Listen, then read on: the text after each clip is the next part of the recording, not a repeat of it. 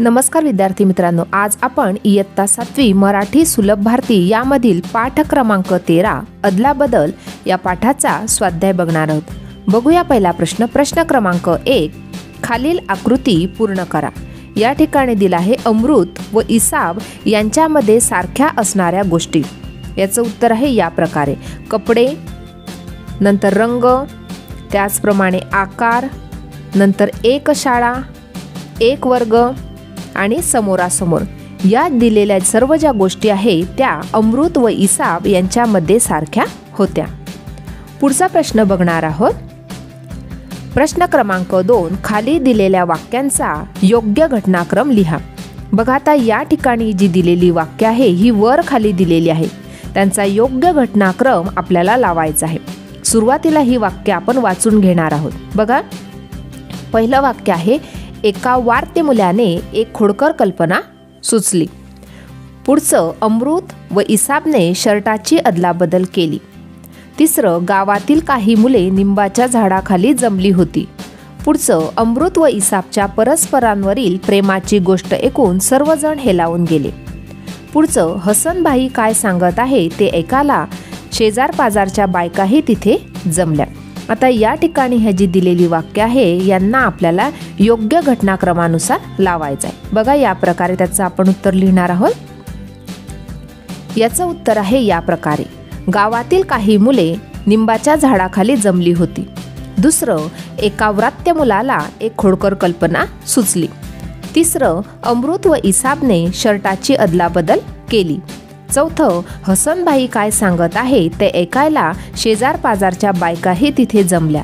आणि पाचवं वाक्य लिहिणार, अमृत व इसाबच्या परस्परांवरील प्रेमाची गोष्ट ऐकून सर्वजण हेलावून गेले.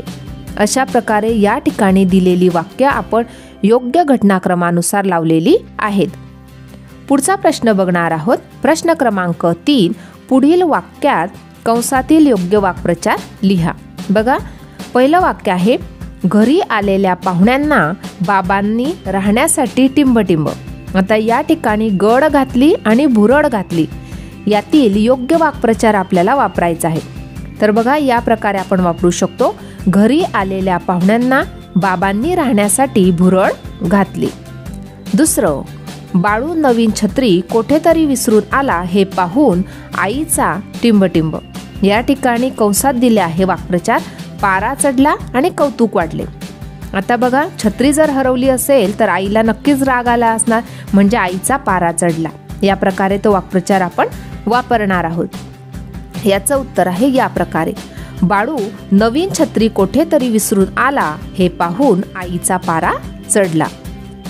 पुढचं वाक्य आहे, रस्त्यावर भांडणाऱ्या कुत्र्यांच्या आवाजाने नीताच्या टिंबटिंब.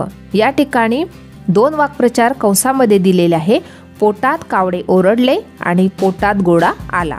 योग्य वाक्प्रचार आपल्याला लिहायचा आहे, रस्त्यावर भांडणाऱ्या कुत्र्यांच्या आवाजाने नीताच्या पोटात गोळा आला, म्हणजे ती भरपूर घाबरली.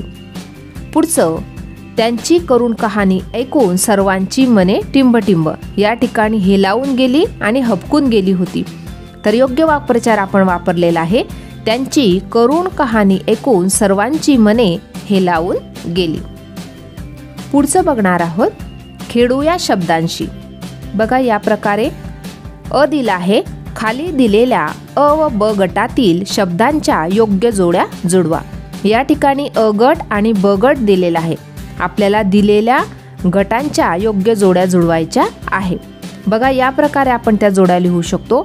नवा, शर्ट, कुस्ती, खेळ, नंतर सुई, दोरा आणि चौथं होळी सण. या प्रकारे आपण दिलेल्या अ गट व ब गट यांच्या योग्य जोड्या जुळवलेल्या आहेत. पुढचा प्रश्न बघणार आहोत. आ दिला आहे, खालील शब्दांतील अचूक शब्द लिहा. या ठिकाणी बघा, शब्द दिलेले आहे, व्रात्य, वार्त्य, वार्त्य, वार्त्य. बघा, आता त्यातील योग्य शब्द आपल्याला लिहायचा आहे. बघा, व्रात्य, पहिला जो शब्द आहे व्रात्य, तो अतिशय अचूक शब्द आहे. यातील आ दिला आहे. या ठिकाणी सुद्धा काही शब्द दिलेले आहेत. त्या दिलेल्या शब्दांमधून आपल्याला अचूक शब्द शोधून लिहायचा आहे.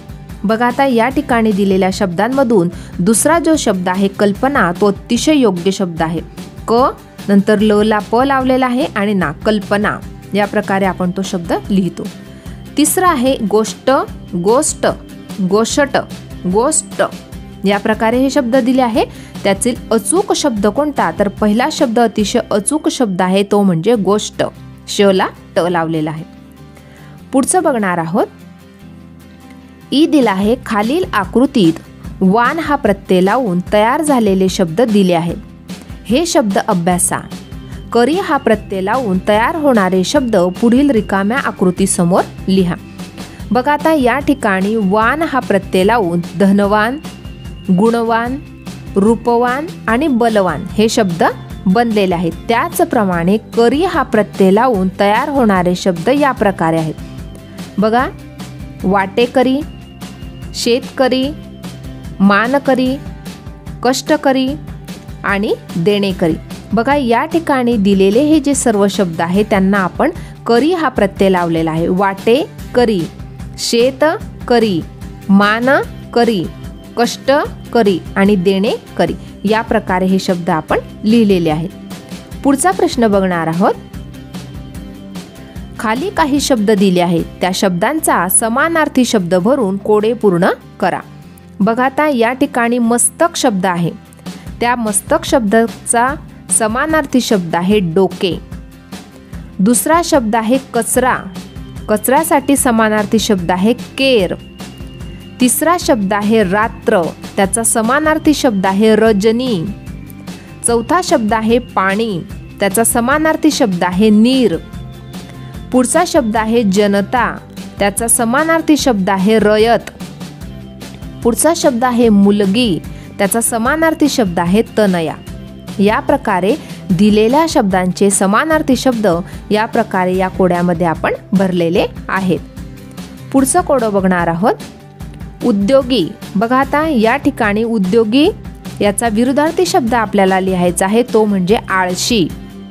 दुसरं गरम. त्याचा विरुद्धार्थी शब्द आहे शीतल. तिसरा शब्द आहे मोठा. त्याचा विरुद्धार्थी शब्द आहे लहान. चौथा शब्द आहे जुने. त्याचा विरुद्धार्थी शब्द आहे नवीन. पाचवा शब्द आहे होकार. त्याचा विरुद्धार्थी शब्द आहे नकार. आणि सहावा शब्द आहे हसणे. त्याचा विरुद्धार्थी शब्द आहे रडणे. अशा प्रकारे या ठिकाणी दिलेल्या शब्दांचे विरुद्धार्थी शब्द आपण या कोड्यामध्ये भरलेले आहेत. अशा प्रकारे आज आपण पाठ क्रमांक 13 अदलाबदल या पाठाचा स्वाध्याय पाहिला. आजचा व्हिडिओ कसा आवडला ते नक्की कॉमेंट करून कळवा आणि व्हिडिओला लाईक, शेअर आणि सबस्क्राईब करायला विसरू नका मित्रांनो. धन्यवाद.